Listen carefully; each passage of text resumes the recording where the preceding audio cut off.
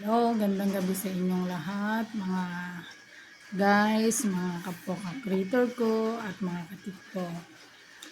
Ah, Gusto ko lang na magkwento. Ako nakikita nyo po yung aking vlog doon sa pagbibigay ko ng kunting tulong sa mga katutubo kasi yun naman galing naman sa akin lahat. Kasi po may isa pong mga nabigyan din natin naman ng tulong na nakakaawa, kasarap pakinggan na umiyak pa siya sa aking harapan. Pero ba't ka umiiyak, sabi ko. Umiiyak daw sa tuwa kasi hindi pa daw sila nanananghalian. Tama kasi na nadaan sila papunta dun sa pauwi sa kanila.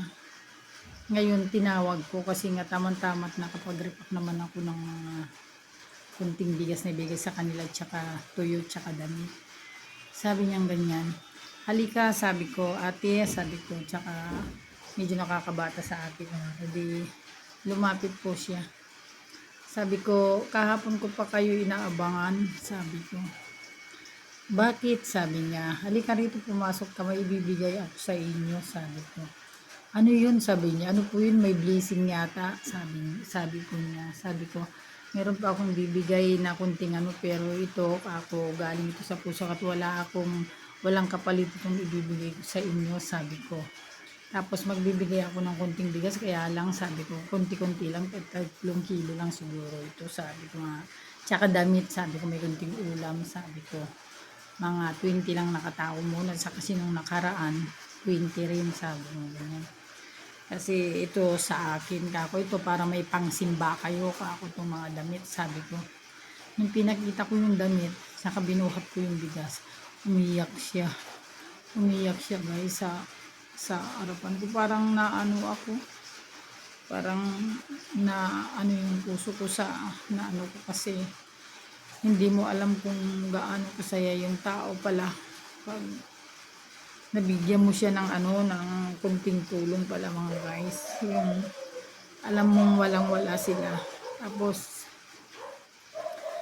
bigla silang mabibigyan. Yung pakiramdam nila, tuwang-tuwa sila, halos umiyak siya sa harapan ko. Pero sabi ko sa isip na ano yung puso ko, mga guys, sabi ko, mayaman nga lang ako, hindi lang yun, pero hirap din naman kami. Pero kahit na ano, sabi ko sa kanya, wag mong ano yun, ito, bigay ko lang ito, walang kapalit, sabi ko. Bigay ko lang ito na tulong, sabi ko sa kanila, para may mga makain naman kayo, sabi ko. Salamat, sabi niya, dahil hindi pa po kami kumakain magmula kahapon, sabi niya. Yung salita po kasing salamat, mga guys, napakasarap ng pakinggan kahit salamat.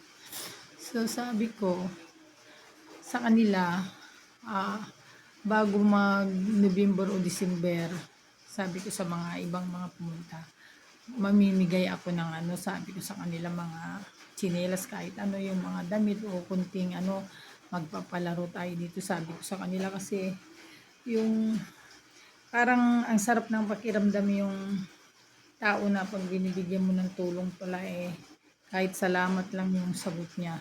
Kasarap, na appreciate ko yung ano niya, yung mga sinabi nila. Sabi ko nga, yaman lang ako, sabi ko, siguro lahat yan ampunin ko na sila, sabi ko sa isip ko, na para dito na lang tumira, sabi ko. Pero sabi ko, sana bigyan tayo ni Lord ng pagkakataon na makamit natin ang ating minimithi dito na ating mga pinapangarap, para makatulong tayo sa kapwa. Wala naman po akong ibang hinangad, kaya ako ginagawa ito, pagkukuntin na ito, para makatulong sa tao.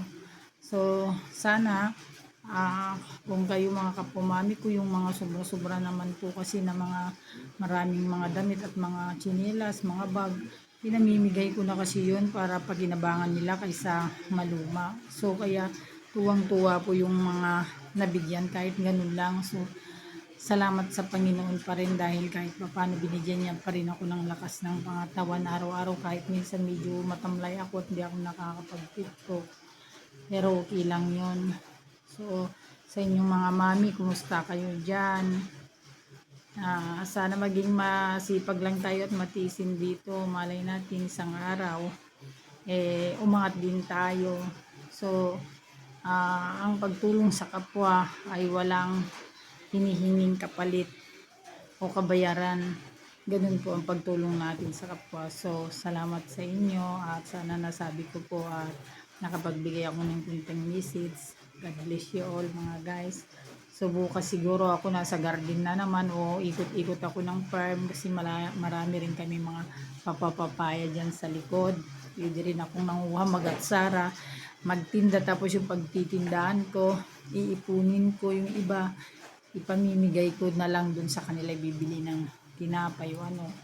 Kahit kung nakikita ko na dumadaan yung mga ibang katutubo, binibigyan ko. Kasi yung mga katutubo at saka yung mga Kristiyano sa amin dito, yung mga iba may kaya naman. Pero yung mga katutubo, yun po yung parang nakakaawa talaga sila. Yung mga batang maliliit po, wala pong chinilas. Maglalakad pa ng 2 oras magmula sa bundok bago bababa sila sa amin. So, nakakaawa talaga sila. Yung inayayanig yung puso ko rin pag nakikita ko silang ganun, parang sumisikip yung dibdib ko yung nakikita ko. Sabi ko, Lord, sabi ko kung mayaman nga lang ako at sobra-sobra ako, lahat na yun na maglakad, kahit sila na lahat na may chinilas na, ganun po yung nasa isip ko. So, pasensya na kayo mga guys kung nakapagpinto ako. Magandang gabi. TikTok na lang ako mamaya o kayo bukas. So, tignan nyo po yung bahay namin mga guys, hindi pa po natatapos. Ayan po kasi naghahakot sila dyan sa likod. So, yun na guys. So, bye-bye. God bless you all mga guys. Like nyo naman ako, in-share sa aking vlog. Bye-bye. Gandang gabi sa inyo.